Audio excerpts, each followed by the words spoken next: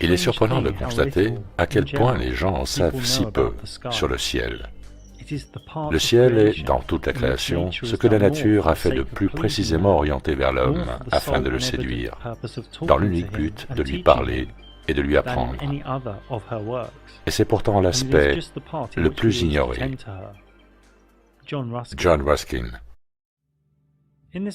Dans cette présentation sur les luminaires célestes, je vais parler de réalité, de perception, de splendeur, d'archétype, le tout saupoudré d'un peu de clairvoyance, je l'espère.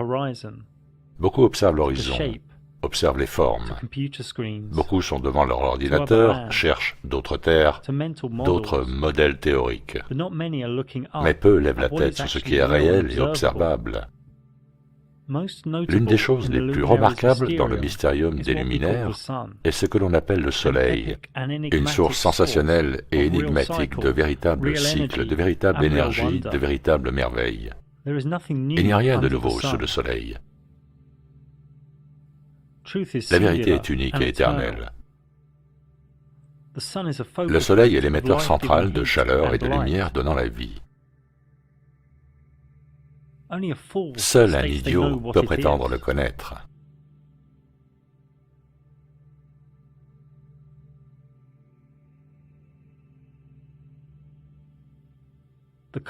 Le Soleil qui est proche dans notre univers réalise une révolution complète en direction de l'Ouest toutes les 24 heures, par cercles excentriques graduellement accélérés jusqu'au tropique du Capricorne pendant le solstice d'hiver.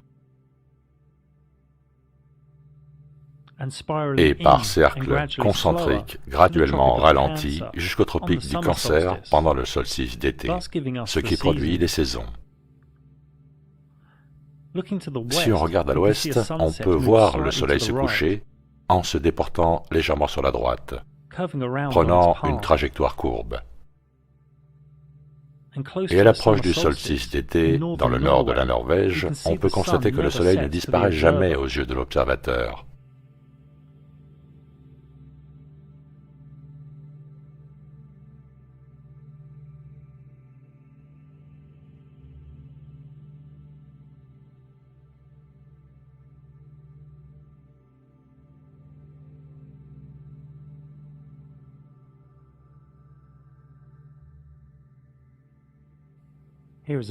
Voici une autre manière d'observer le solstice d'été au pôle Nord. Le petit dôme représente la zone observable par l'homme. Le grand dôme, lui, peut être représenté comme un ciel plat, mais ceci reste inconnu. Voici une autre manière de présenter l'équinoxe.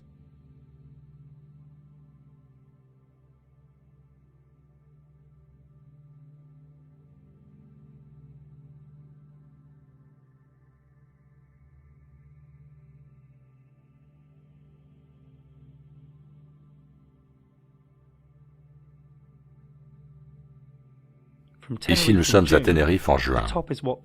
L'image du haut représente ce que l'œil humain observe. Et l'image du bas est ce qui se passe réellement.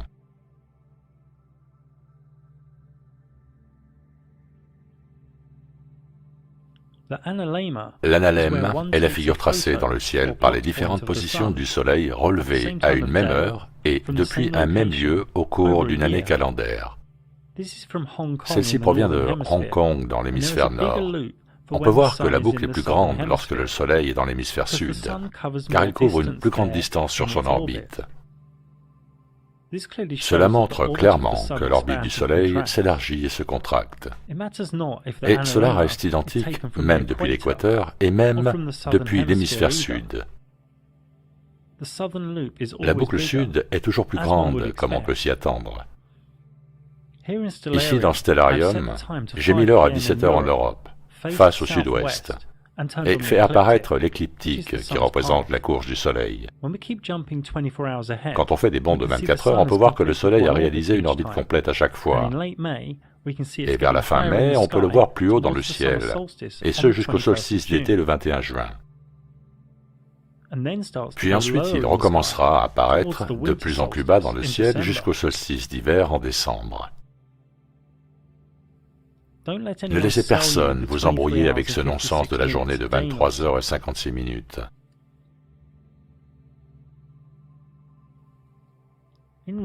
Dans la vie réelle, comme on le voit dans le Stellarium, nous ne pouvons voir qu'une partie du ciel de nuit. Quand nous bougeons, notre point de vue de l'horizon bouge avec nous. Par conséquent, cette fenêtre de visibilité se déplace avec nous. Nous savons que le ciel apparaît à l'œil comme un dôme, mais peut-être cela est dû à la perspective. Je veux dire, on a l'impression que le soleil monte ici et que les rails se rejoignent. Or, nous savons que ce n'est pas vrai. Le point de fuite de l'œil humain produit une réalité virtuelle pas toujours objective. Nous n'avons tout simplement pas encore découvert tous les mystères d'un ciel en forme de plan ou en forme de dôme. Tout ceci est nouveau. Ce réveil à cette véritable cosmologie ne remonte qu'à 2014, l'année où j'ai moi-même commencé à en parler publiquement. Il nous faut bien souvent prendre acte de ces mystères et les apprécier comme tels. Ici, le soleil pénètre le point de fuite de l'horizon, c'est donc le lever de soleil.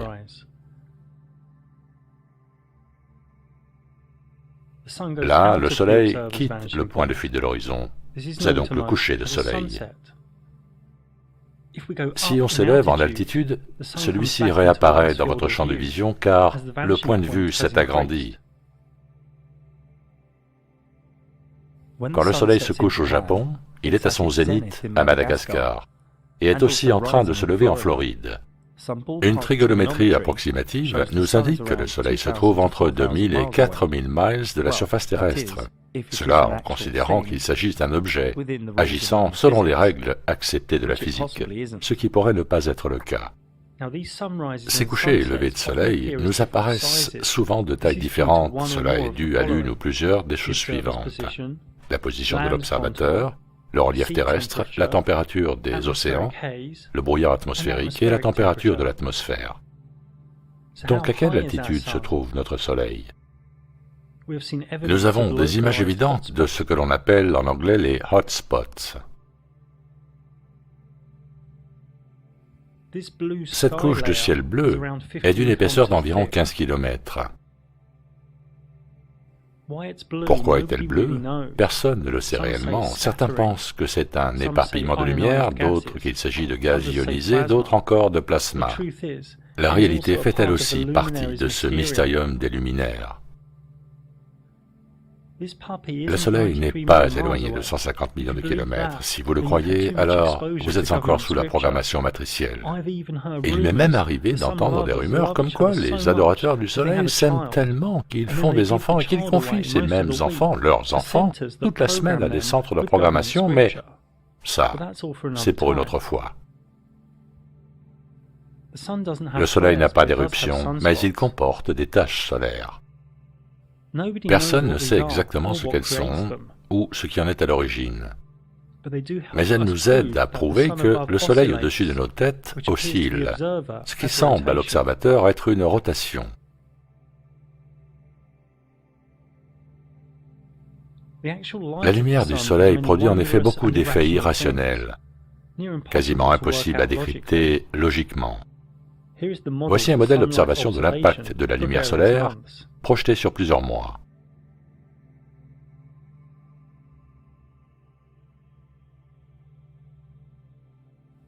Cette lumière, quel que soit le moment, n'apparaîtra jamais la même à deux observateurs différents. La lumière solaire produit des effets de courbure, de pliure, de renflement, pleins d'une mystérieuse beauté. Les raisons sont inconnues, et cela en rend plus d'un mal à l'aise.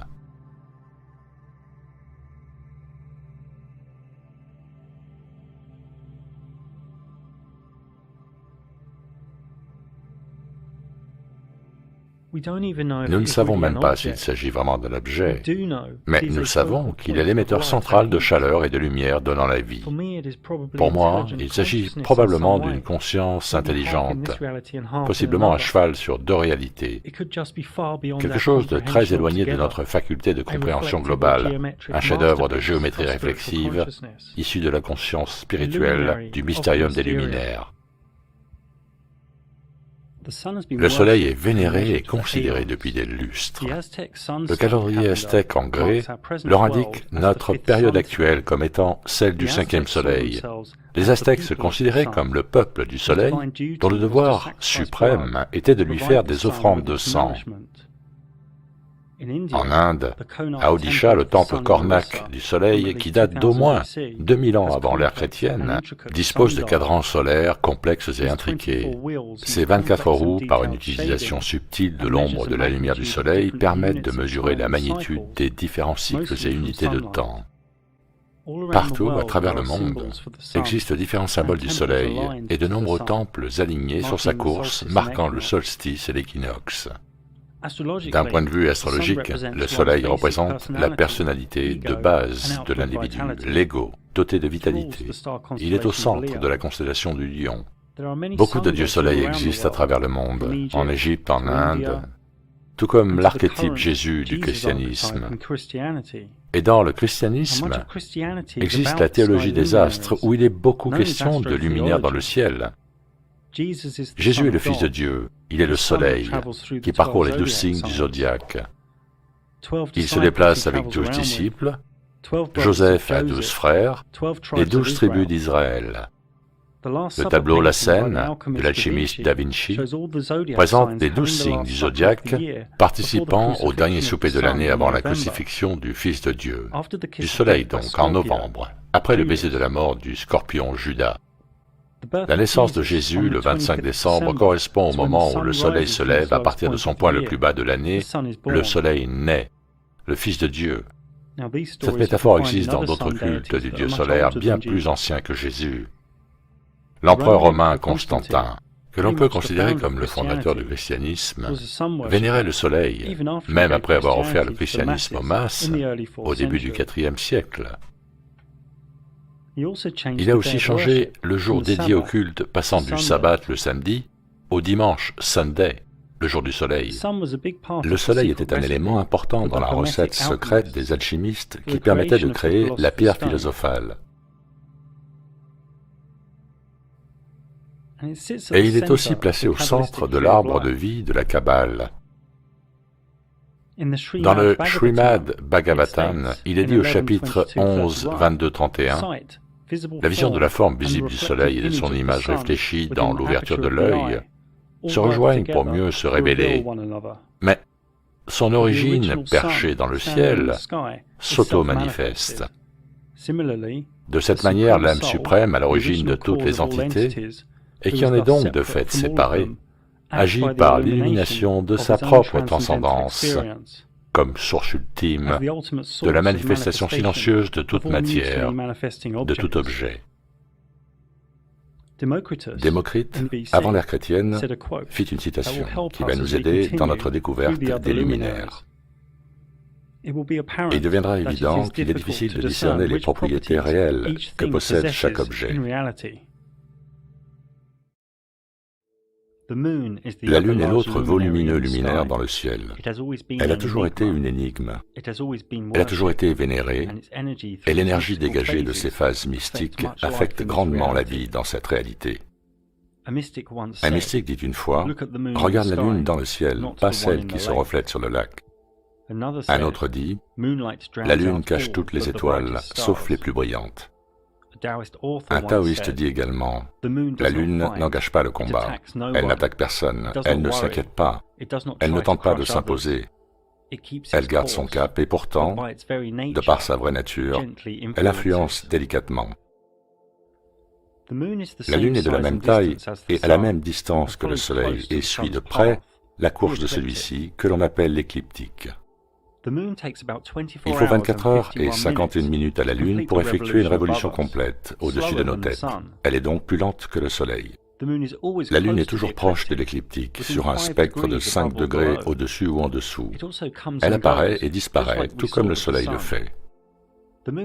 La Lune croise l'écliptique du Soleil à peu près toutes les 2 semaines. Ces croisements sont appelés des nœuds lunaires. Si le croisement de l'écliptique se fait à la pleine lune, nous avons alors une éclipse lunaire. Si il se fait à la nouvelle lune, nous avons alors une éclipse solaire.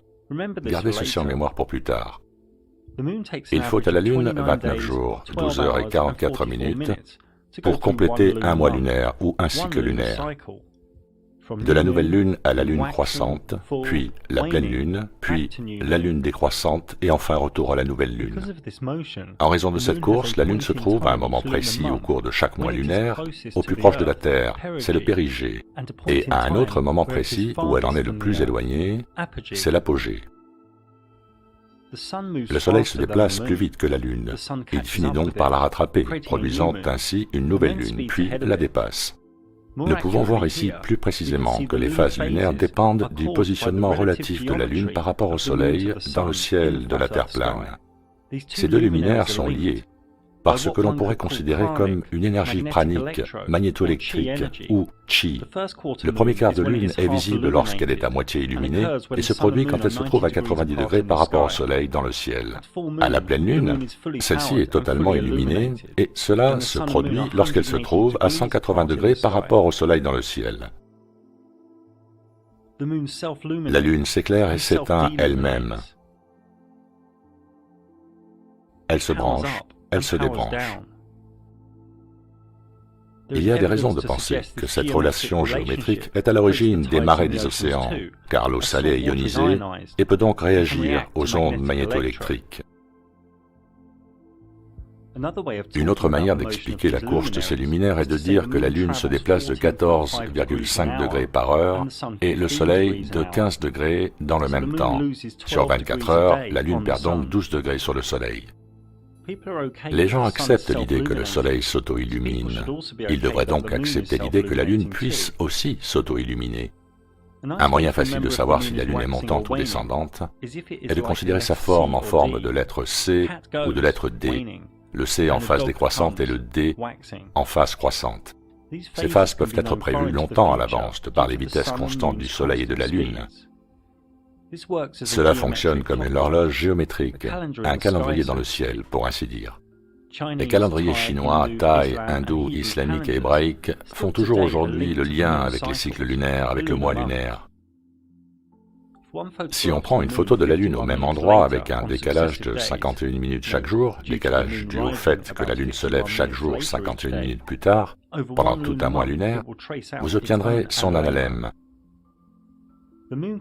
La Lune peut être observée dans le ciel au même moment depuis des endroits très éloignés en fonction de la position de l'observateur sur la longitude et du degré de rotation de celle-ci.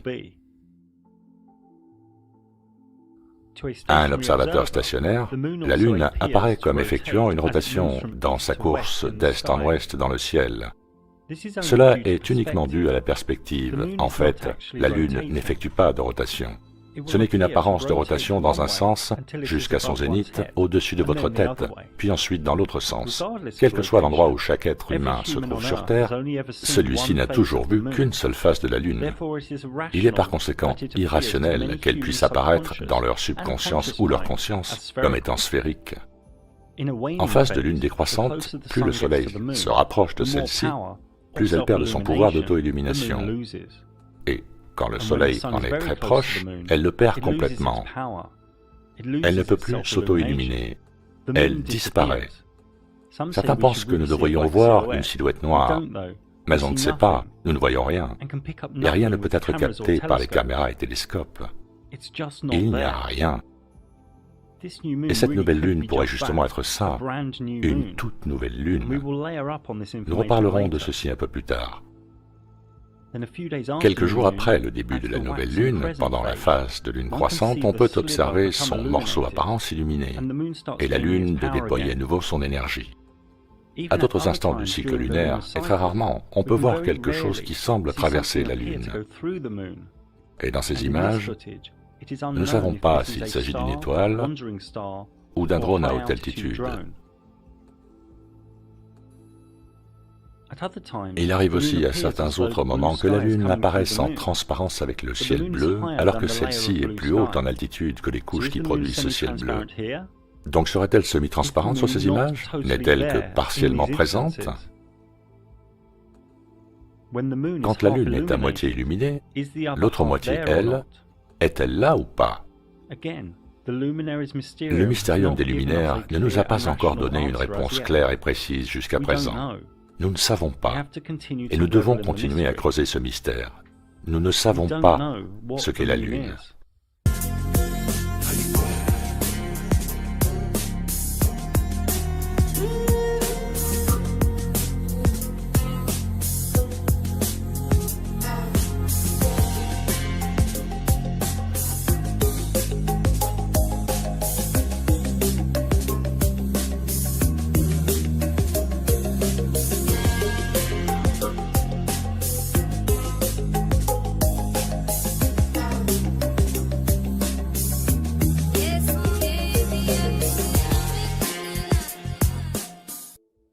Nous ne savons pas ce que sont les cratères. Ils semblent être le résultat de nuances d'ombres et de lumière. Il est intéressant de noter cependant que des expériences en laboratoire, réalisées à l'aide d'arcs électriques, menées par un physicien spécialiste en plasma du nom de C.J. Ransom, ont produit des cratères. Cette histoire de halo lunaire ou solaire est-elle un autre mythe mainstream ? C'est presque comme si la Lune et le Soleil perçaient notre réalité, ou perçaient une couche de notre ciel. Tous les deux ont l'air sphériques dans notre subconscient, mais cela ne peut simplement pas être le cas. La Lune nous diffuse son énergie, certes, mais qu'il s'agisse d'une projection d'un objet, ou même d'un vieux Soleil en panne, nous n'en savons rien. Le mot éclipse provient d'un mot grec qui signifie « abandon ». Et tout à fait littéralement, une éclipse solaire ou une éclipse lunaire était vue comme un abandon vis-à-vis de la Terre. L'éclipse lunaire n'est possible qu'au point précis de la pleine lune, quand le Soleil et la Lune sont à l'opposé l'un de l'autre, et aussi lorsque la Lune se trouve au croisement de l'écliptique, ce qui est le nœud lunaire, quand sur cette image H1 et H2 sont à la même altitude. Tout ceci ressemble à une opposition astrologique au timing précis et serré. Chaque année solaire comprend un minimum de 4 éclipses, 2 solaires et 2 lunaires. Et il est possible qu'il y ait jusqu'à 6 ou 7 éclipses dans une seule année solaire. La Lune est pleine en charge maximale, puis elle perd sa puissance, regroupant son énergie, se rétractant, puis à nouveau s'allume, s'accroît, pulse. La Lune devient rougeâtre, alors qu'elle maintient son lien énergétique puissant avec le Soleil, un peu comme une poignée de main pranique ou magnétoélectrique. Sa lumière clignote, vacille. Cela ressemble à un reset d'une certaine manière, ou, soyons plus fous, à une tentative de rallumage, de recharge d'un vieux Soleil finissant par retrouver de l'énergie. Les éclipses lunaires sont visibles de nuit et avec la même intensité depuis une zone terrestre très vaste. Elles durent plusieurs heures, ce qui est beaucoup plus long que les minutes d'une éclipse solaire. Les couleurs changeantes d'une éclipse lunaire sont aperçues simultanément sur plusieurs continents. Et pour cette raison, la théorie de l'obstruction du mythe védique est impossible. La théorie comme quoi cette obstruction est provoquée par un autre corps céleste tel que Rahu et Ketu, les planètes de l'ombre, Mount Meru, Soleil Noir ou Lilith, est facilement débunkable car elle ne serait visible que depuis une toute petite zone terrestre. Avec ce type d'éclipse lunaire, il faudrait que ce corps faisant obstacle soit immense, beaucoup plus grand que la Lune. L'éclipse solaire, elle, a toujours provoqué au cours de l'histoire des craintes, des superstitions, des légendes, des mythes. Encore de nos jours, une éclipse solaire est considérée dans de nombreuses cultures comme un mauvais présage. D'un point de vue ésotérique et astrologique, je dirais qu'il ne faut jamais prendre de grandes décisions affectant votre vie pendant une période d'éclipse, à moins que vous ne soyez certain de savoir exploiter cette baisse d'énergie à votre avantage. La prédiction des éclipses solaires existe également depuis des millénaires. Thalès l'a fait le premier en 600 avant notre ère. Une astrologie approfondie peut prédire les éclipses, ce que pratiquaient les astronomes chaldéens et babyloniens. L'éclipse solaire n'est possible qu'au point précis de la pleine lune, quand le Soleil rencontre celle-ci, Au moment où elle se trouve au point de croisement de l'écliptique ou nœud lunaire, quand sur cette image, H1 et H2 sont à la même altitude. Tout ceci ressemble cette fois à une conjonction astrologique au timing précis et serré. Maintenant, beaucoup d'humains pensent étrangement que ces deux luminaires sont distants entre eux de 150 millions de kilomètres et que l'un est 400 fois plus gros. C'est bien la Lune qui se trouve là. Elle ne peut être ailleurs. Mais comme nous l'avons vu plus tôt, elle est aussi transparente et peut disparaître d'un seul coup. Nous croyons que la Lune passe devant le Soleil, et ce devrait être le cas. Mais si on regarde ces images filtrées, rien de physique ne s'y trouve. Et peu importe le logiciel de traitement d'images que vous utiliserez, vous n'obtiendrez aucune trace de la Lune. C'est comme si le Soleil se grignotait lui-même. Il est très important que vous compreniez cette absence de la Lune pour vous ouvrir à la magie et au mysticisme du royaume dans lequel nous nous trouvons. La phase de totalité, pendant une éclipse solaire, n'est visible que depuis une toute petite zone terrestre. Cette zone est d'environ 160 km de large et à peu près 16 000 km de long. Aux environs de ce couloir d'observation, l'éclipse solaire ne sera que partiellement visible. Ce couloir d'observation de la totalité est en fait un véritable indice de la Terre plane, dans la mesure où une ombre projetée ne peut être plus petite que l'objet qui la projette. Beaucoup pensent que Rahu, le luminaire sombre védique, recouvre le Soleil. Rahu, le dieu des ténèbres, le Soleil noir, la planète creuse. Mais cela ne peut être le cas du fait de la durée de l'éclipse solaire totale qui ne dure que quelques minutes, quel que soit le point d'observation. Objectivement, tout ce que nous savons est que le Soleil semble s'auto-absorber sous l'action d'un effet pranique, une sorte de reset pour un nouveau cycle solaire avec un Soleil régénéré. Les mythes védiques de Rahu et Ketu sont simplement des archétypes représentant les nœuds lunaires, des mythes qui sont expliqués en détail dans mon e-book sur la Lune.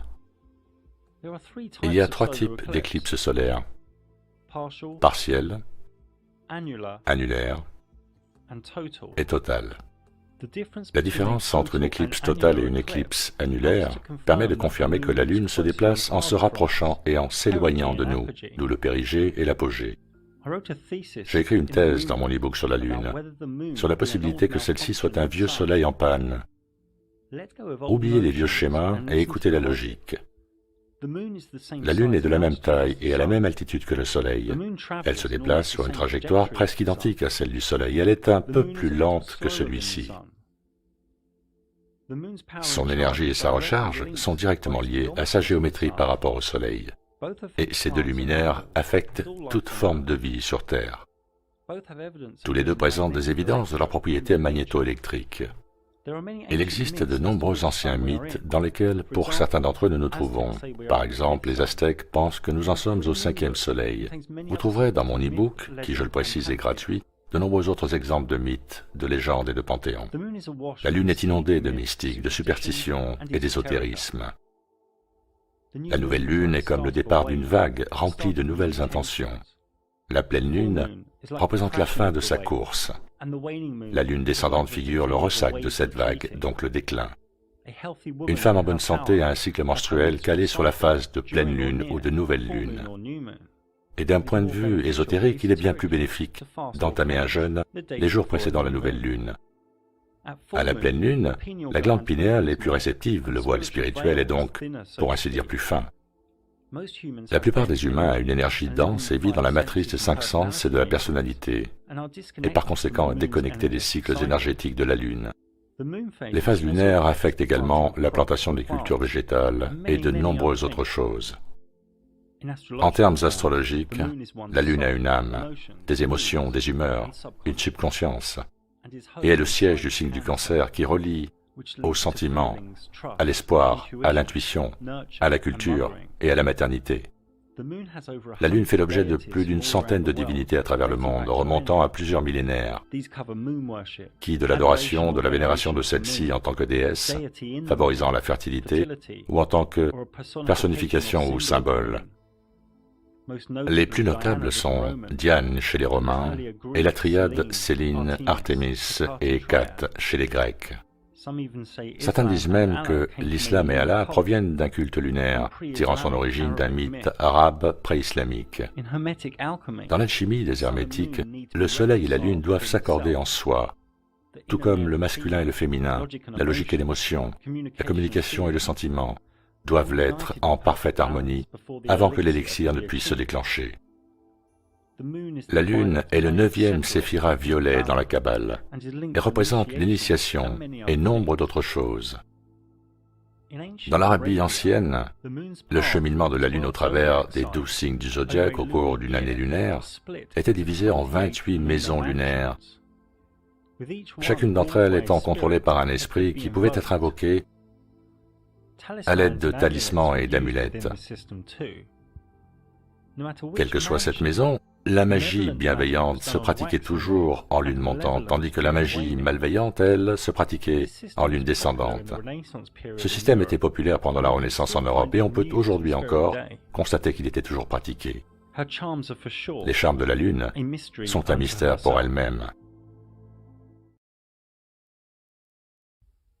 Le mot planète vient du mot grec planétos, qui signifie étoile vagabonde. Les étoiles vagabondes représentent 8 luminaires spécifiques dans le ciel.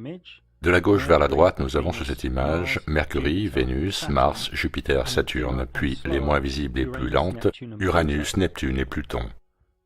Les étoiles vagabondes sont comme une gamme d'énergie qui représente un éventail d'idées et d'archétypes constituant ainsi la racine de toutes les idées et archétypes.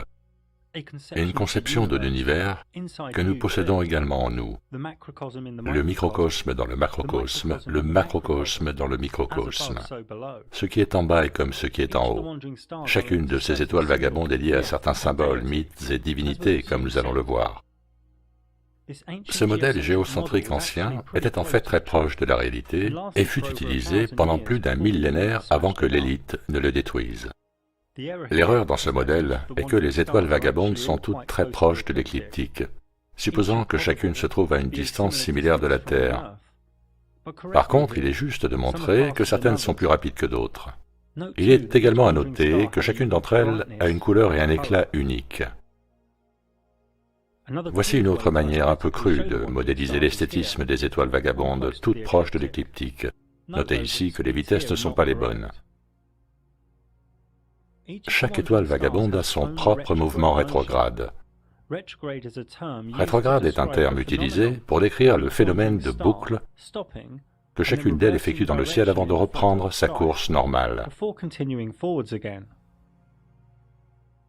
Une célèbre description esthétique des étoiles vagabondes était celle de Ptolémée, qui mourut en l'an 160 de notre ère.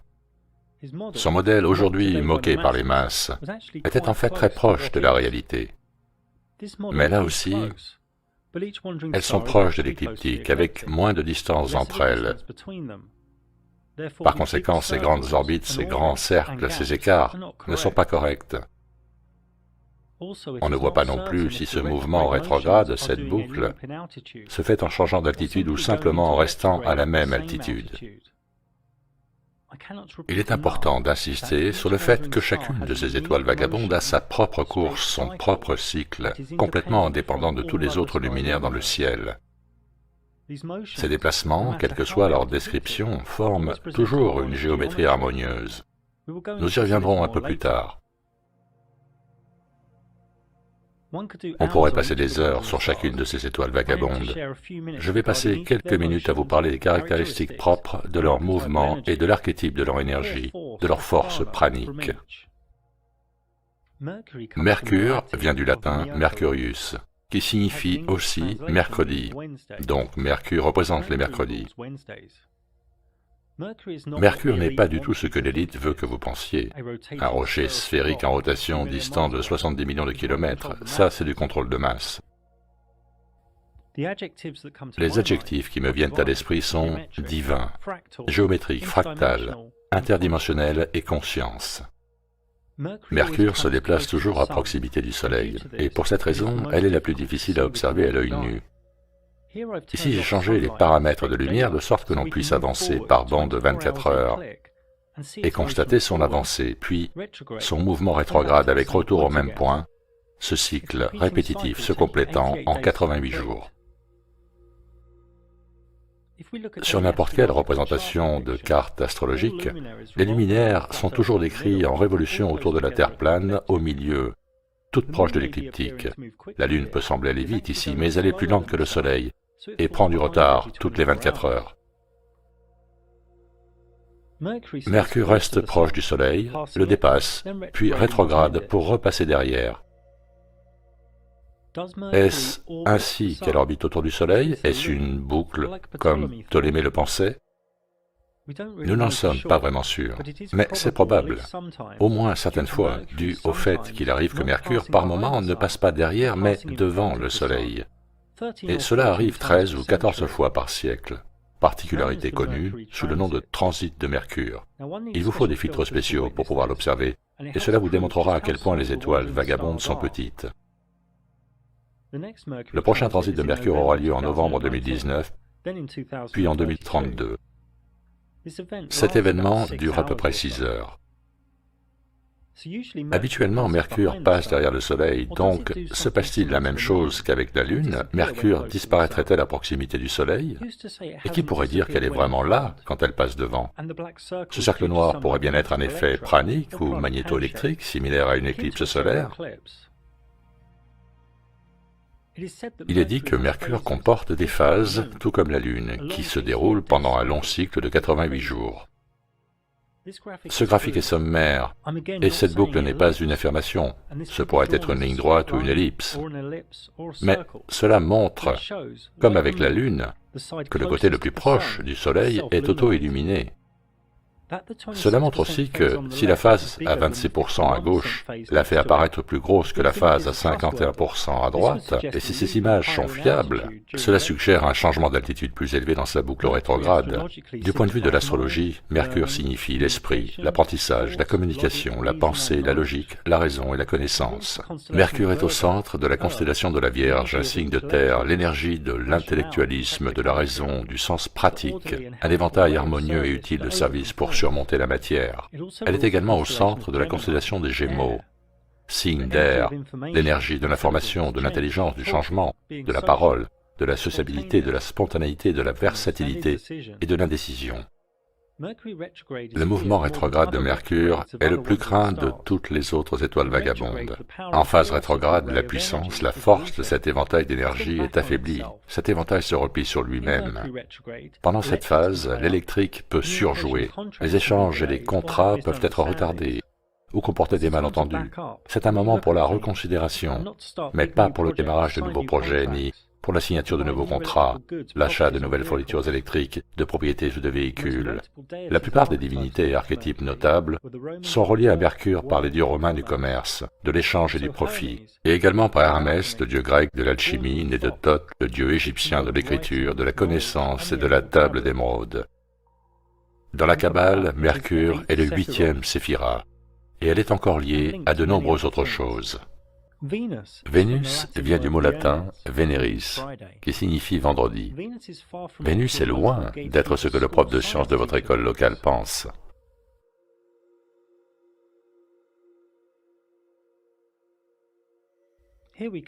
Ici, nous voyons le Soleil et la Lune, Mercure en orange et Vénus en petits points blancs. Comme Mercure, Vénus se déplace toujours à proximité du Soleil, mais moins vite, et s'écarte plus de celui-ci que Mercure, tout ceci dans un cycle plus lent. Ce qui fait de Vénus l'étoile du matin, avant le Soleil, ou l'étoile du soir, après le Soleil. Son cycle prend 225 jours. Vue à l'œil nu, Vénus ne semble pas scintiller, mais plutôt briller d'un éclat argenté régulier, en faisant le deuxième luminaire le plus brillant du ciel nocturne après la Lune. De toutes les étoiles vagabondes, Vénus et Mercure sont les seules à comporter des phases. Vénus apparaît donc également de tailles différentes, et là encore, soit il y a une apogée et un périgée, soit elle change de taille là où elle se trouve, à la même altitude. Nous avons ici quelques termes ésotériques associés aux différentes phases de Vénus, appelés cycles interlopes. Sa chute comme étoile du soir, puis sa naissance comme étoile du matin. Là aussi, il n'est pas nécessaire de le représenter en cercle autour du Soleil, cela pourrait être une ligne droite. Le cycle synodique complet de Vénus, de sa conjonction inférieure à sa conjonction inférieure, dure près de 584 jours, soit 1,6 année. Cela est dû à l'interaction du cycle de 225 jours de Vénus avec le cycle solaire de 365 jours. Et Vénus, qu'elle tourne autour du Soleil ou pas, à chaque fois qu'elle le rencontre, elle forme 5 points, et ces 5 points sont en géométrie parfaite au-dessus de nos têtes. Ceci est connu comme la danse de Vénus. Et ces 5 points forment un pentagramme parfait, comme des fractales dans le ciel. Cela était bien connu des mystiques de la Renaissance. Ceci représente le cycle actuel de Vénus dans sa danse. Vénus compose aussi des figures géométriques avec Mercure. Et tout ça sort d'un Big Bang aléatoire, enseigne-t-on à nos enfants, via le Programme commun mondial de contrôle mental. Vénus est la seule étoile vagabonde en dehors de Mercure qui semble passer devant le Soleil. Mais comme avec Mercure, nous ne savons pas vraiment si c'est devant le Soleil ou à l'intérieur de celui-ci, ou si, comme la Lune, elle disparaît sous un effet pranique ou magnétoélectrique. Le transit de Vénus est plus rare cependant, avec au catalogue un schéma de récurrence de 8 ans, puis de 105,5 années, puis de 8 ans à nouveau, puis de 121,5 années. Un exemple de ce schéma se trouve dans les transits de 1874, de 1882, puis de 2004 et 2012. Notez que Vénus apparaît plus grosse que Mercure lorsqu'elle passe devant le Soleil. Si on prend une photo depuis le même endroit toutes les 24 heures pendant une période de 113 ans, une autre danse apparaîtra entre le Soleil et Vénus, un analème. Ici, nous avons l'analème de Vénus et de Mercure.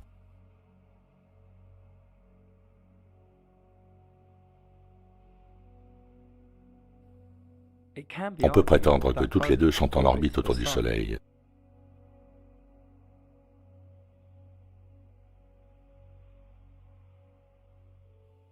Mais ce pourrait ne pas être le cas. Ici, ce point se déplace sur une simple trajectoire elliptique.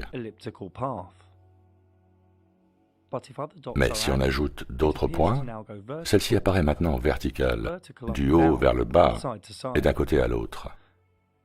La trajectoire n'apparaît elliptique que lorsque le point est isolé, donc ne tirons pas de conclusions hâtives concernant Vénus et Mercure. D'un point de vue astrologique, Vénus signifie la beauté esthétique, la romance, la recherche de faveur, la dynamique relationnelle, l'harmonie, la grâce et la sensualité féminine. Vénus siège au centre de la constellation de la Balance, un signe d'air, énergie de l'équilibre, de la concordance, de la passion, de l'analyse et de l'esprit solide. Elle dirige aussi la constellation du Taureau, signe de terre, l'énergie de la nature, du raffinement, de la possession, de l'endurance sans faille. La phase rétrograde de Vénus n'est pas vraiment le bon moment pour entamer une relation amoureuse sérieuse ou envisager un mariage. Les divinités et archétypes qui lui sont rattachés sont Isis, Aphrodite, Cléopâtre et la déesse romaine Vénus. Dans la Kabbale, elle correspond au 7e séphiroth. Cet arbre de vie contient nombre de choses, dont un glyphe de méditation et une table de classification.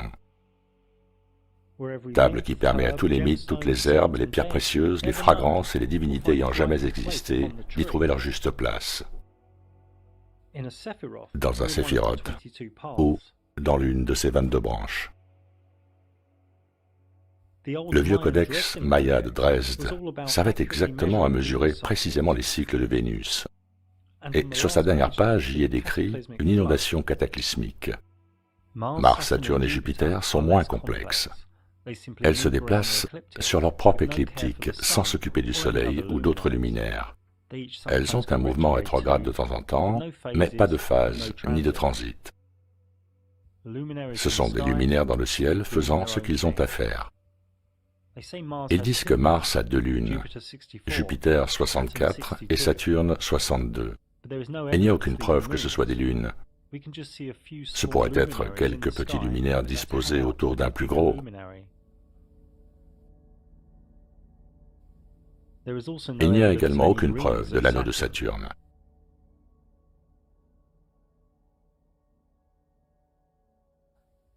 Cette animation devrait maintenant vous être plus familière. Vénus, Mars, Saturne et Jupiter ont été ajoutés, et à chaque clic, elles se déplacent de 72 heures. Il faut 687 jours à Mars pour compléter son cycle, 12 années à Jupiter et 29 ans à Saturne.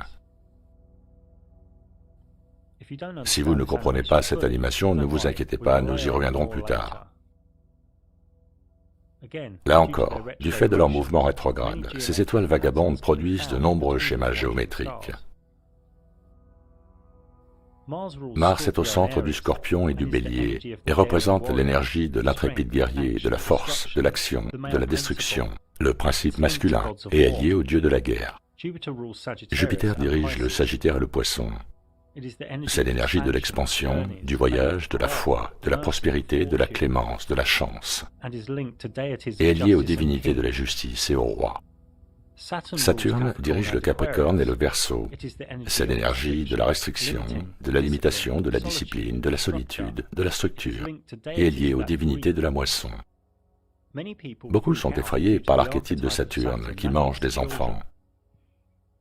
Cette métaphore signifie sa lenteur à réaliser son cycle, et quand elle revient à son point de départ, on n'est plus un enfant.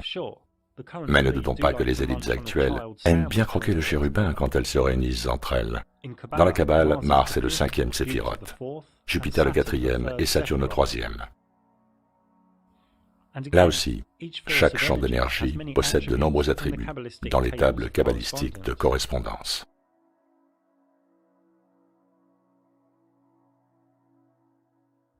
Je suis de la vieille école. Uranus, Neptune et Pluton ne m'intéressent pas tant que ça. Elles sont très lentes et si peu lumineuses, et elles ne furent découvertes qu'au cours des siècles derniers. Ils nous disent qu'Uranus a 27 lunes, Neptune 13 et Pluton 5. À nouveau, ce sont de minuscules lumières dans le ciel qui flânent, probablement. Ces 3 générateurs de force se déplacent simplement autour de l'écliptique, très lentement. 87 ans pour Uranus, 165 ans pour Neptune et 248 ans pour Pluton leur sont respectivement nécessaires pour accomplir leur orbite complète de l'écliptique, pour revenir à leur point de départ.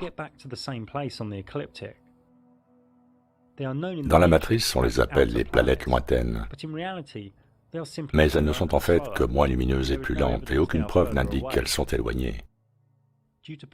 Leur mouvement rétrograde produira sur des dizaines de milliers d'années leur propre forme géométrique, leur propre danse. Uranus représente l'énergie de la rébellion, du changement, de la liberté, de la révolution, de l'éveil. Neptune, celle des rêves, de la conscience mystique et de l'idéalisme. Pluton définit l'énergie des forces de la subconscience, de la mort et de la renaissance, du pouvoir, de l'obsession et de la vérité. Il existe tout un ensemble géométrique dans notre ciel, issu des différentes combinaisons produites par le vagabondage de ces étoiles, mais aucune preuve de l'existence de sphères, de rochers, de géantes gazeuses, d'années-lumière ou de quoi que ce soit d'autre sorti de la propagande officielle. Les étoiles vagabondes sont pour chacune d'entre elles de magnifiques et irradiants champs d'énergie, dépositaires de la psyché humaine et de ses archétypes subconscients. Elles font l'objet de nombreuses tables de classification et d'attributs.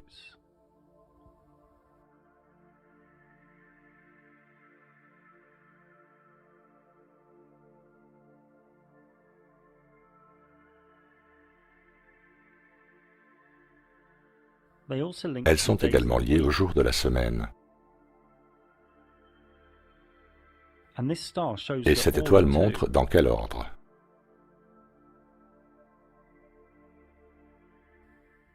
À l'époque de l'alchimie, des théories grecques mystiques, puis de la Renaissance, de nombreux mystiques ont produit un art connu sous le nom de sphères célestes.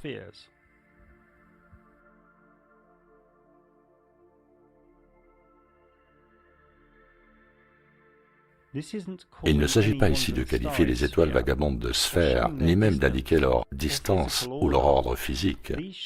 Cette représentation montre le niveau de vibration, le niveau de fréquence, d'un point de vue spirituel. Ils prenaient toujours cet ordre, la Terre, la Lune, Mercure, Vénus, le Soleil, Mars, Jupiter, Saturne, puis le firmament d'étoiles fixes, ensuite le monde de la divinité, des cieux, le primum mobile ou premier mouvement.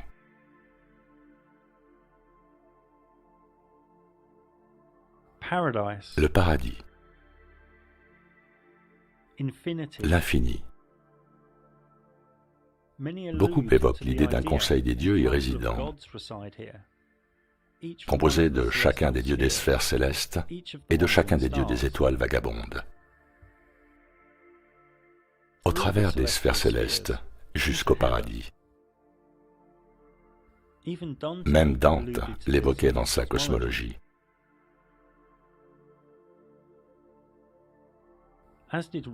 Tout comme le fit Robert Flood. Mais qu'est-ce que tout ceci signifie réellement?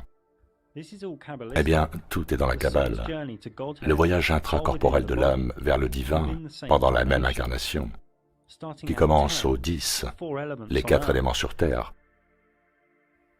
jusqu'au 1, la divinité. Dans la Kabbale, les étoiles vagabondes que l'on peut voir de nos yeux, par exemple Jupiter, auront l'une de leurs branches plus dense. Il y a 3 autres niveaux spirituels de vibration pour chaque étoile vagabonde que l'œil ne peut pas voir. La Kabbale utilise ces énergies comme un portique d'escalade et une feuille de route, pour ainsi dire.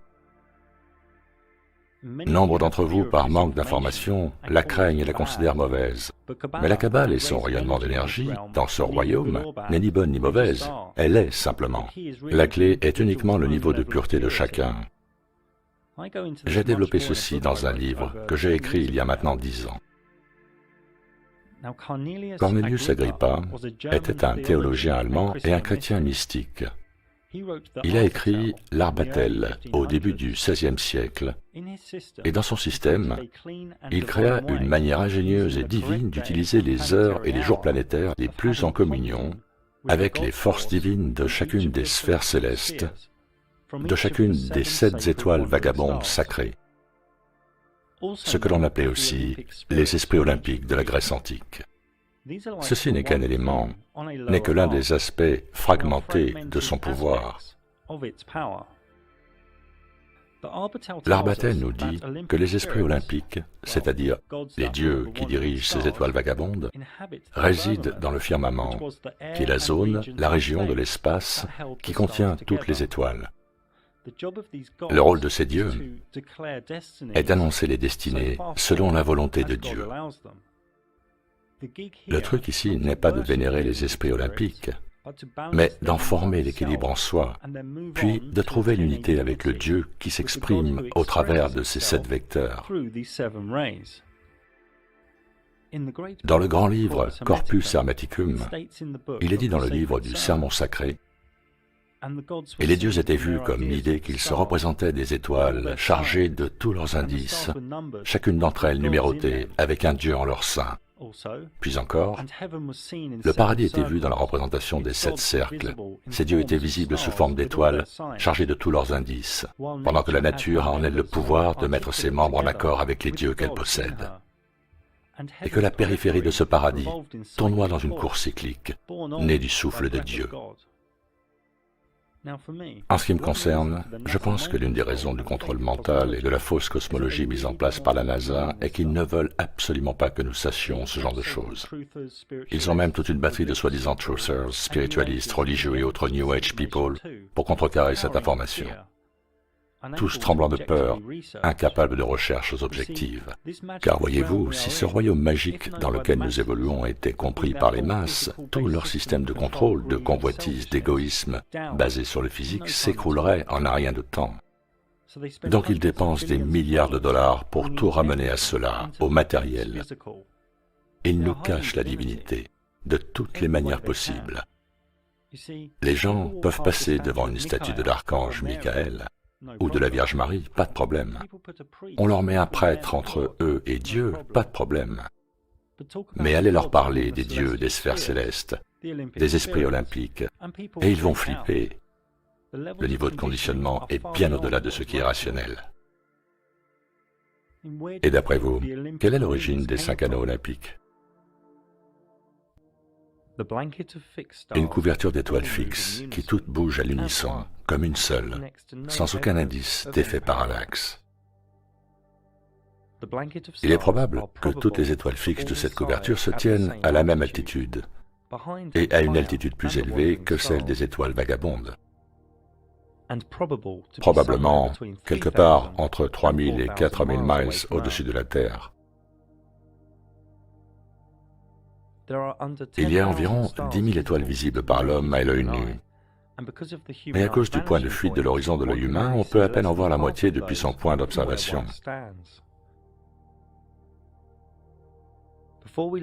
Avant d'aborder la vitesse, le mouvement, le schéma et le mystère de cette couverture d'étoiles, regardons de près ce qu'elles pourraient être. Que sont réellement les étoiles?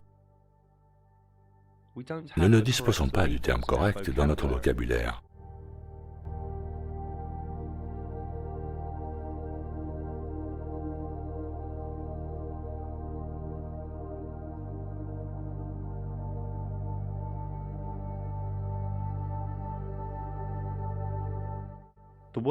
Les mots qui me viennent à l'esprit sont géométrique, intelligente, fractale, divine, holographique, interdimensionnelle. Certaines ont même l'air de diamants. D'autres sont creuses.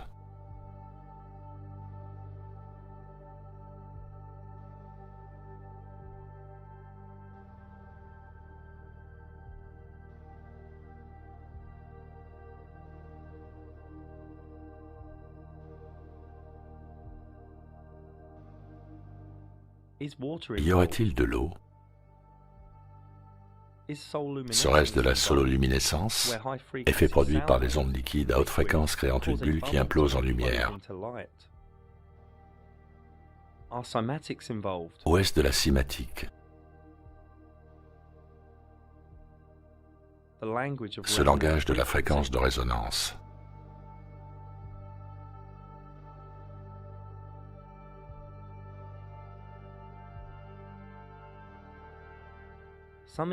Certains pensent même que les étoiles de notre réalité sont techniques et liées à ces boules de métal que l'on dit tomber du ciel.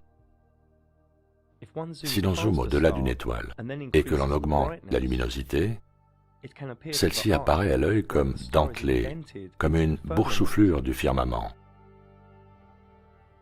Cette image est grossie 160 fois au coucher du soleil avec une visibilité dégagée.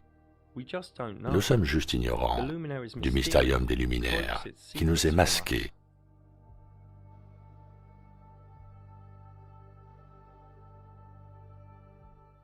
La couverture d'étoiles tournoie autour de Polaris, l'étoile du Nord, située à la verticale du pôle Nord central. Nous pouvons le constater à travers des time-lapses, jour après jour, excluant ainsi toute possibilité de mouvement terrestre. Pour localiser Polaris dans le ciel du Nord, cherchez la petite ours ou la grande ours. Depuis Chicago, en regardant vers le nord, on voit les étoiles tourner autour de Polaris, également depuis Paris.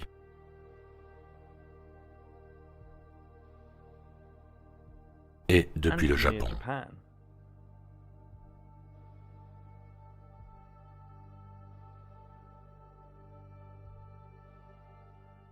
Nous sommes ici dans le sud de l'Espagne.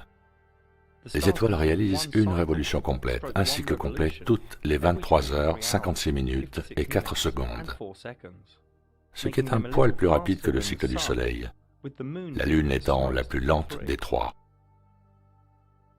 Voici une vue en mode macro de ce que représente le cheminement des étoiles de la partie nord.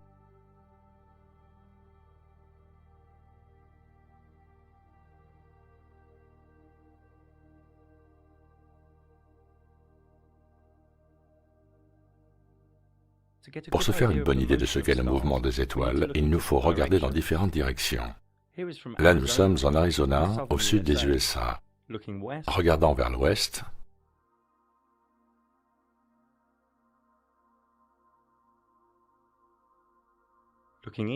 puis regardant vers l'est,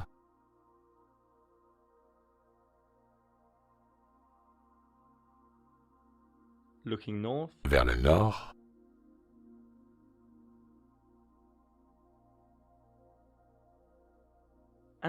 et vers le sud.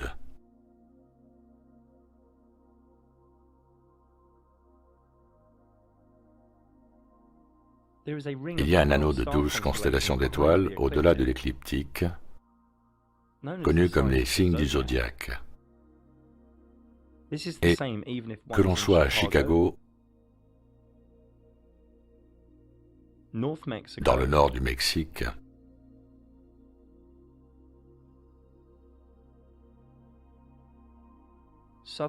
au sud du Chili, ou n'importe où sur la Terre, cela reste identique.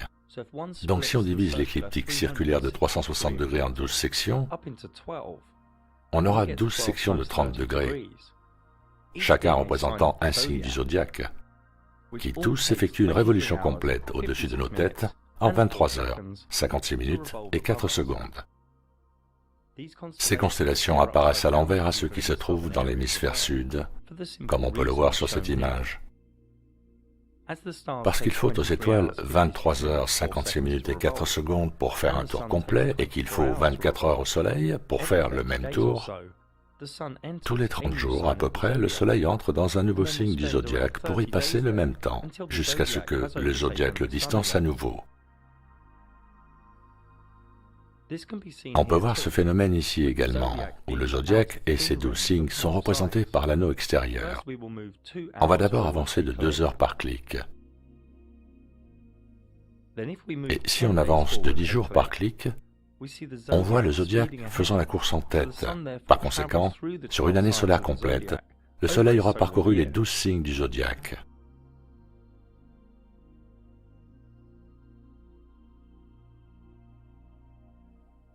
Nous connaissons maintenant les principales vitesses de déplacement dans le ciel. Nous pouvons donc extrapoler le temps approximatif que chaque luminaire passe dans chacun des 12 signes du zodiaque. Nous reviendrons sur le zodiaque dans un instant. Beaucoup pensent naturellement qu'il s'agit d'un dôme ou d'un ciel plat, que toutes les étoiles se déplacent à l'unisson, de la même manière. Mais ce n'est pas le cas. Au sud de l'équateur, un observateur regardant vers le sud peut voir dans le ciel comme une roue tournée dans la direction opposée. Voici d'autres exemples.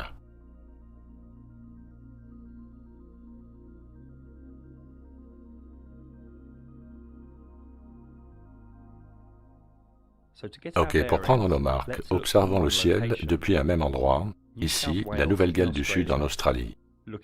D'abord en regardant vers l'ouest.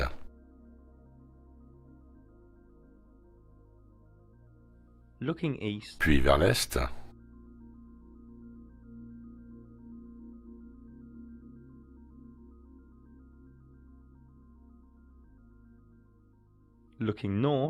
Puis vers le nord, où Polaris n'est pas visible puisqu'au-delà du point de fuite de l'horizon de l'observateur, puis vers le sud.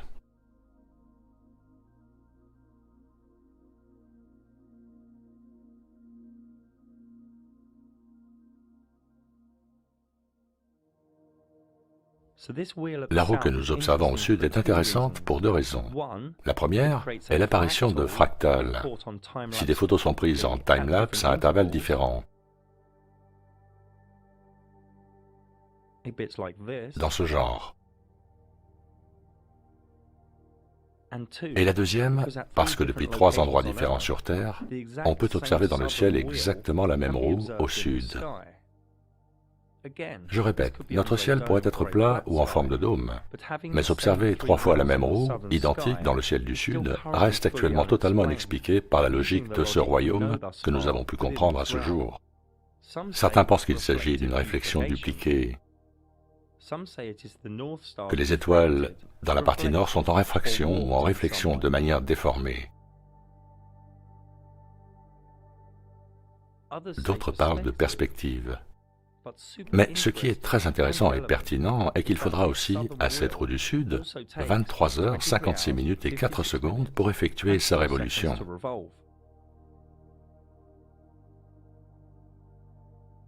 Nous n'avons simplement pas toutes les réponses aux questions que pose le mystérium des luminaires. La précession des équinoxes est un véritable phénomène. Au bout de 26 000 ans, l'ensemble de cette couverture d'étoiles aura très légèrement oscillé afin d'assurer, au point central précis de rotation au-dessus du pôle nord céleste, le point vernal, un lent mouvement en cercle réduit. Ceci est connu comme la grande année platonicienne. Si on se positionne le plus au nord possible et qu'on le regarde Polaris avec la grille équatoriale appliquée, on voit qu'elle est au centre. Maintenant, si on applique la grille azimutale, on voit que Polaris est excentré. Et si on avance dans le temps par tranche de 2000 ans, toute la couverture d'étoiles bouge sensiblement. La Terre ne bouge pas et n'est pas inclinée. C'est la couverture d'étoiles qui se déplace.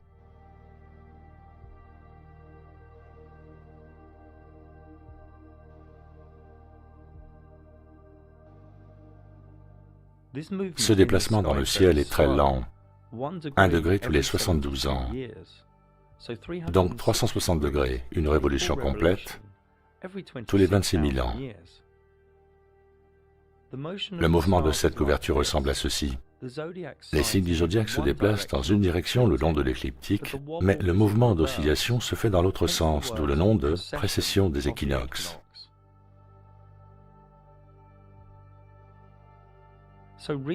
Donc, de l'ère du Taureau, on passe à l'ère du Bélier, puis à l'ère actuelle des Poissons, et bientôt dans l'ère du Verseau.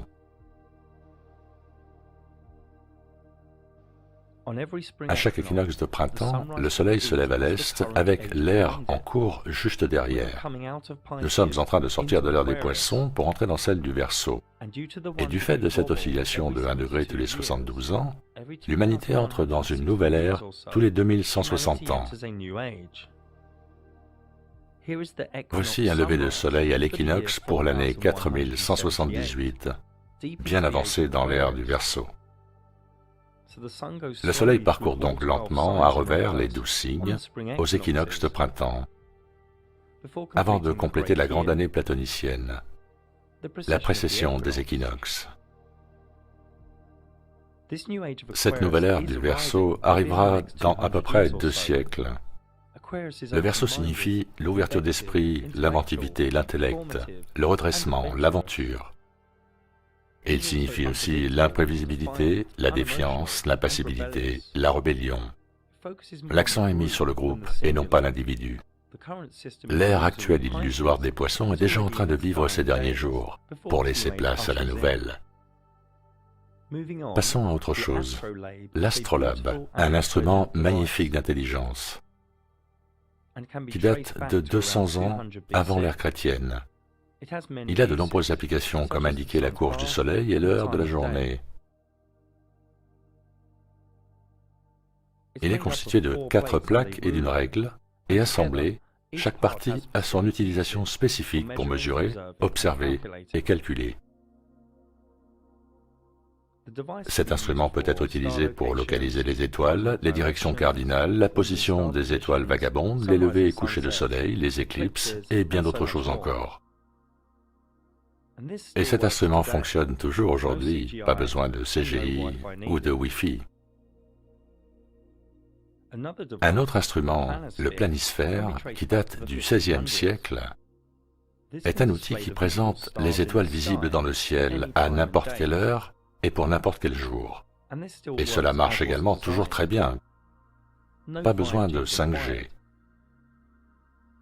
L'astrolabe et le planisphère ont tous les deux été parfaitement conçus dans l'esprit du mystérium des luminaires de la Terre plane. Le zodiaque est une abondance d'énergie, de sagesse, d'archétypes et de sens, de signification. Personne ne sait qui le premier a regroupé ces 12 constellations autour de l'écliptique. Mais c'est ancien. issu d'une conscience supérieure, qui, sans aucun doute, précède la grande inondation. Chaque signe a été anthropomorphisé en personnages, animaux ou archétypes. Chaque signe a été scrupuleusement étudié et magnifié par des mystiques, des astrologues, des soigneurs et des artistes. Le zodiaque indique les 12 mois, les 4 saisons, les solstices et les équinoxes. Chacune des étoiles du ciel nous procure de l'énergie. Et pourquoi ne pas y croire? Les luminaires, que sont le soleil, la lune et les étoiles vagabondes, nous donnent de l'énergie, et c'est ainsi pour chacune des autres étoiles. Par conséquent, les groupements et chapelets d'étoiles dégagent aussi une énergie collective. Chaque signe a sa propre signature énergétique, ses propres archétypes. Il motive chaque étoile vagabonde qui s'y trouve et lui demande ce qu'elle cherche. Chaque signe du zodiaque fait partie de l'un des 4 éléments, selon l'une des 3 modalités, et comporte un genre. Nous savons que les étoiles vagabondes se déplacent à travers les signes à différentes vitesses et sur des durées variables, que chaque signe a une étoile vagabonde dominante, ainsi que d'autres étoiles vagabondes qui, lorsqu'en transit dans le dit signe, sont en phase d'exaltation, de détriment ou de chute. Du signe du zodiaque dans lequel se trouve l'étoile vagabonde dépend la manière dont celle-ci est filtrée, sa manière de distribuer son énergie, de régler son fonctionnement, sa motivation. Et chaque combinaison entre étoiles vagabondes et signes du zodiaque présente de grandes différences.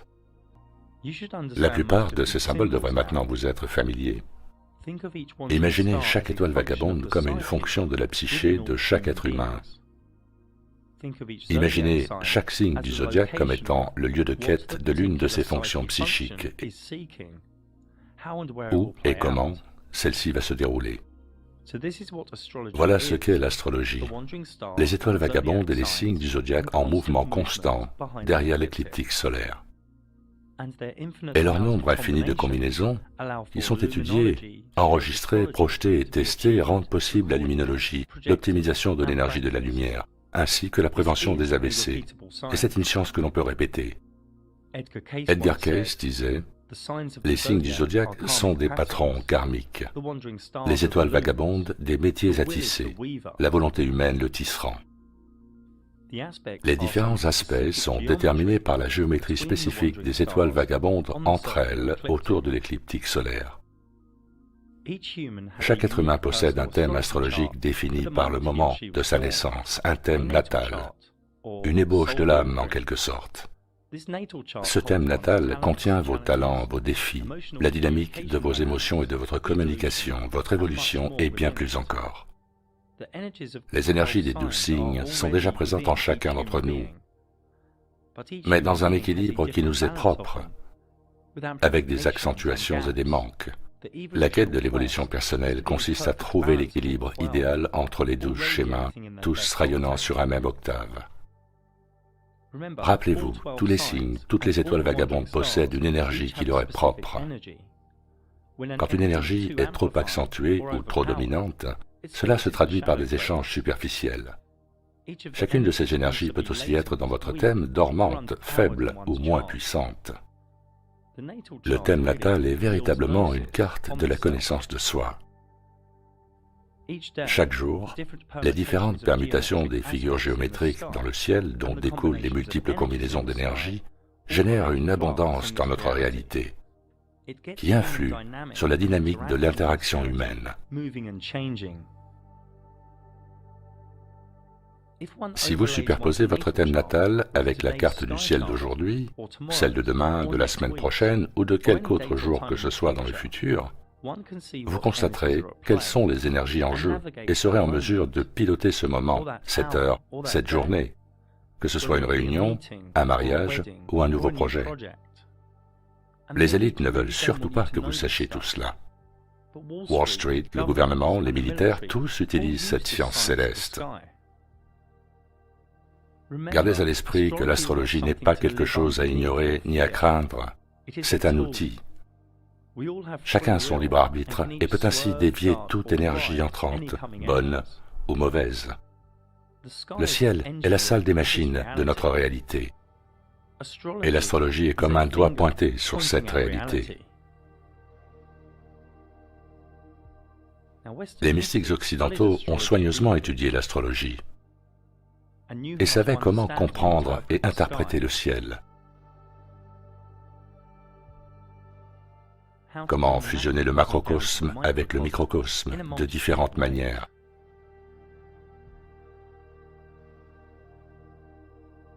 De nombreuses écoles d'auto-initiation au mystère conduisaient une expérience où, pendant une phase de rêve intense ou d'état altéré, toutes les étoiles devenaient personnelles. Et l'initié se réveillait en sursaut, changé, sa fréquence de vibration plus élevée. Vous pourriez penser que c'est absurde, mais c'est bien réel. Les signes du zodiaque sont aussi reliés au tarot, les arcanes majeurs. Et à chaque signe, 3 arcanes mineures sont assignés.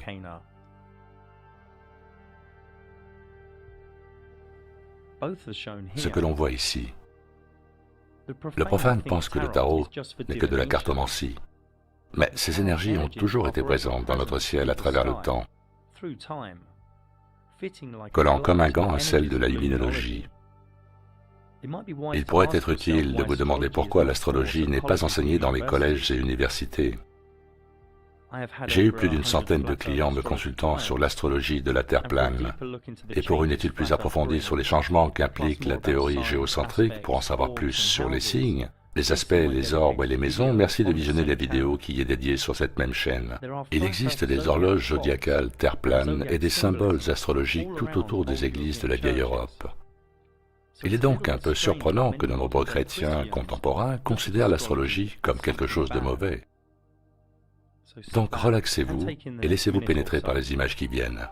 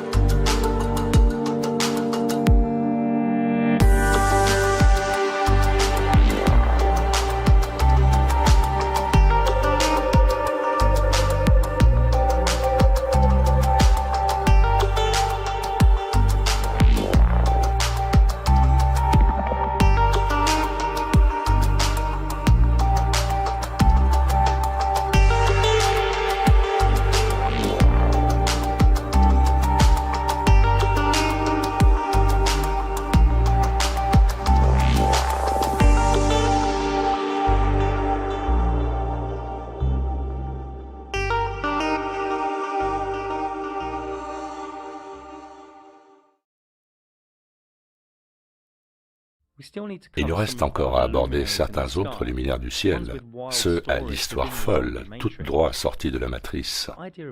L'idée de galaxie est débile, ce n'est juste qu'un luminaire dans le ciel. Voici ce qu'ils appellent Andromède. L'idée du trou noir est également stupide. C'est juste un autre luminaire qui pulse dans le ciel. L'idée de nébuleuse est de la même veine. Ce n'est qu'une lumière avec une forme. L'élite vous dit que c'est un nuage interstellaire de poussière, d'hydrogène, d'hélium et d'autres gaz ionisés. Elle vous dit que la nébuleuse Orion est distante de 1300 années-lumière et a un rayon de 12 années-lumière. Mais comment peut-on raconter une histoire pareille? L'élite est intelligente, mais aussi vraiment psychotique. Ça, ce sont les nébuleuses du cœur et de l'âme. Une comète n'est simplement qu'un luminaire cyclique dans le ciel, ayant sa propre trajectoire, sans aucune considération pour l'écliptique.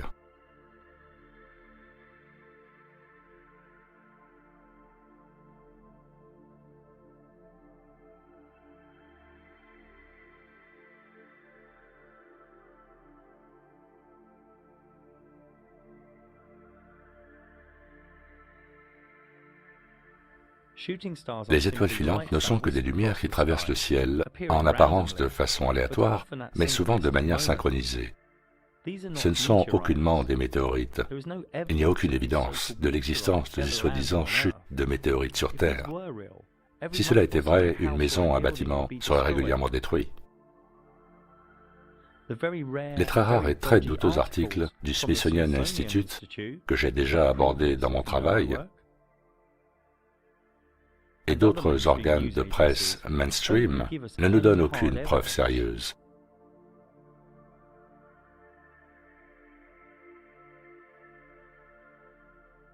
Ces pierres écorchées existent bel et bien cependant, mais évidemment elles ne proviennent pas de ce conte de fées qu'est l'espace.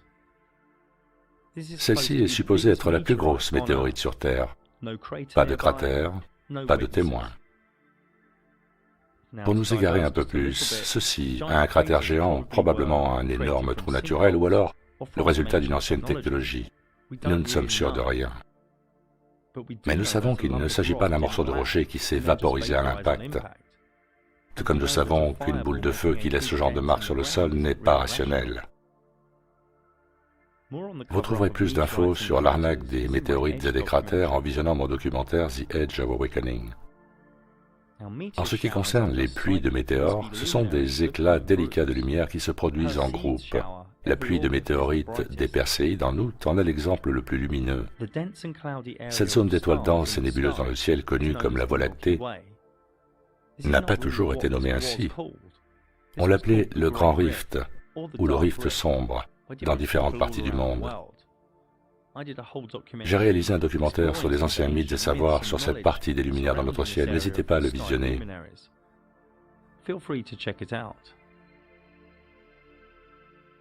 Les aurores boréales trouvent très probablement leur origine au pôle Nord. Nous ne savons pas ce qu'elles sont, mais il y a certainement quelque chose de magnétoélectrique avec une touche de divinité. Le phénomène des colonnes lumineuses se produit rarement et aléatoirement dans des régions très froides. L'explication glace plus effet d'optique ne me convient pas. Le culte du scientisme contre la beauté divine est un jeu de dupes. Le ciel est un calendrier géant. Le soleil marque les heures, la lune marque les jours, et les étoiles marquent les mois et les années. Nous vivons à l'intérieur d'un fabuleux royaume, un garde-temps parfaitement conçu au tissu composé de mathématiques et de fractales. Le ciel est véritablement le seul calendrier tangible. Qu'avons-nous d'autre à notre disposition? Le toxique calendrier grégorien dont nous gabent les catholiques? Les dates que votre boss vous impose, celles des célébrations que le gouvernement vous impose? Ne serait-il pas plus futé de se focaliser sur les énergies et mouvements dans notre ciel, la danse des luminaires, l'art de l'astrologie, ceci au-dessus de nos têtes, ignorés par la plupart à cause du conditionnement subi qui vous empêche de vous y intéresser, de vous en émerveiller, de le contempler. Ce royaume est divin, c'est une création provenant d'une conscience supérieure, un pouvoir supérieur. Dans notre dimension, le balai géométrique des luminaires permet de tisser l'énergie. à l'aide de ces rayonnements.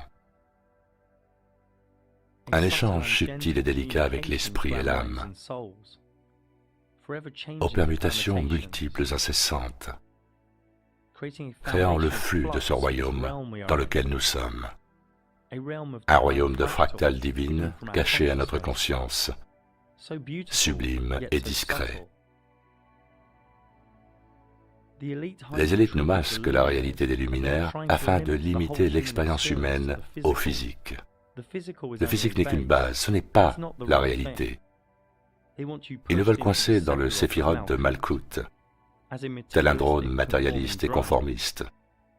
Mais nous sommes à la fois visibles et invisibles, et nous devons honorer l'ensemble, pas seulement ce que nous pouvons toucher.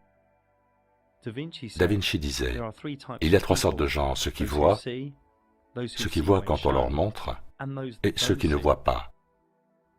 On commence à voir quand on se déprogramme. C'est un chemin difficile, mais qui devient moins compliqué avec le temps.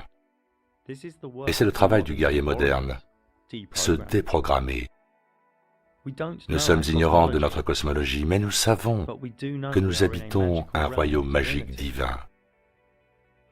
Allez-vous n'envisager le ciel que par la pensée, ou allez-vous vous laisser emporter d'admiration par les énergies et les invisibles merveilles du mystérium des luminaires? Le mystérium des luminaires est une clé pour sortir de la matrice, pour sortir du culte du scientisme.